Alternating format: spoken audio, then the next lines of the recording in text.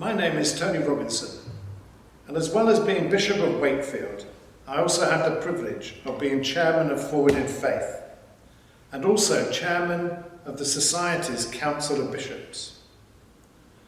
Of course, we had been hoping to gather at St Albans in Holborn as usual at this time of the year to celebrate our National Assembly. But unfortunately, like many things, this has not proved possible. We do expect, however, to be able to gather at some point in 2021, but of course it is too early to say exactly when that might be. As a replacement for gathering in person, I am presenting a series of videos to you, which taken together form an annual review for Forward in Faith. I hope that you will find them informative, but please do contact the Forward in Faith office if you have any further questions. As with every other part of the society, the COVID pandemic has had a huge impact on our work during 2020. This, of course, has prevented us from gathering in person, but it has also presented us with challenges about how we communicate the gospel. I am particularly pleased that the Society, which is supported and funded by Forward in Faith, has worked closely together with the Church Union in releasing a set of 10 high-quality devotional videos online and in publishing a set of 30 devotional booklets, some of which have been sent out as supplements with our New Directions magazine. There are separate videos on each of these activities, which are presented as part of this package of videos. I am sure that you will find them informative. In fact, I would go further than that. I think we can all be very proud of what has been achieved across our constituency through the devotional resources which have been made available for those times in which we have been unable to gather together in church. However, at the same time, we also know that there is no replacement for gathering in person to celebrate the sacraments together, and particularly the Eucharist. Forward in Faith and the Society have been clear throughout the first national lockdown, and also as we are now in the second national lockdown, that every effort should have been made to allow public worship to continue in as safe a manner as possible. If public worship has not been allowed on health grounds, we have been clear throughout that the parish priest should have been able to stream liturgies from his church for the faithful to follow at home. But between the two lockdowns, there was thankfully an opportunity for ordinations to take place. This includes the consecration of another traditionalist bishop, Will Hazelwood, as the Bishop of Lewes in the Diocese of Chichester.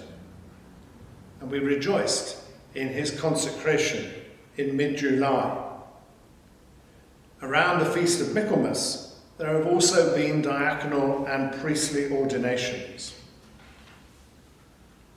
While numbers attending consecrations and ordinations had to be severely limited, I was pleased that you were able to pray for our candidates from your homes, and that the prayer booklet for ordinands sent out with the September edition of New Directions helped us to do just that. These ordinations are the subject of a separate video. On a sadder note, we lost two giants of our movement this year. Dr. Geoffrey Kirk died in April. Geoffrey had been at the heart of Forward in Faith since its inception in 1994, including acting as its National Secretary. The June edition of New Directions included a supplement entitled The Way We Live Now, which represented a selection of Geoffrey Kirk's renowned writings.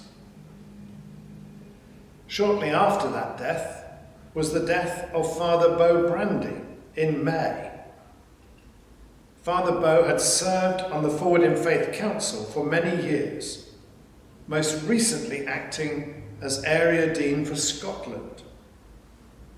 Father Beau was a loyal and kind priest who was a source of encouragement in the faith for many.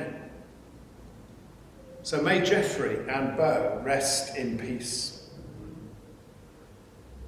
Fully bearing in mind the selfless witness to the Catholic faith of those who have gone before us, like Geoffrey and Beau, we continue to make the case in favour of the retention of the seal of the confessional.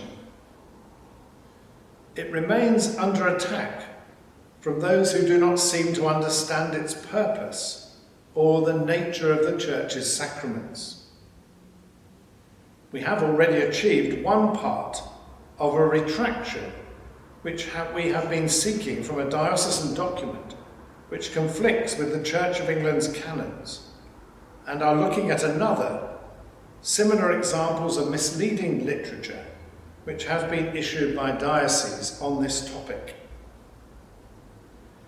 We are fully supportive of more robust safeguarding measures, but it is a serious misunderstanding to think that breaching the seal of the confessional will in any way help with safeguarding.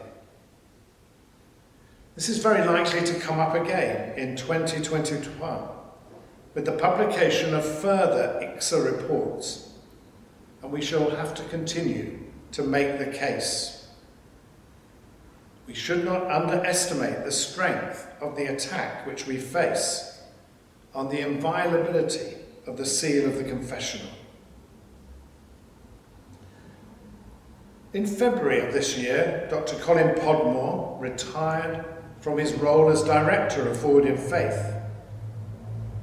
Colin served our cause with great distinction, and we were delighted to hear in October this year that Colin had been awarded an MBE. This was a fitting recognition of his many years of loyal service to the Church of England, and particularly to its Catholic cause. Earlier in the year, we welcomed Tom Middleton to take over from Colin as Director. And I know that Tom is very grateful for all the support he has received as he settles into the role, particularly in the challenging circumstances which we have all had to face. Tom will present a separate video as part of this package on the work of the Forward in Faith office, including worship at the English chapel over the course of the past year. I want to finish by saying how grateful I am for your continued support for Forward in Faith over the course of another year. May God bless you in the months ahead, and I very much look forward to meeting with you in person once more in 2021.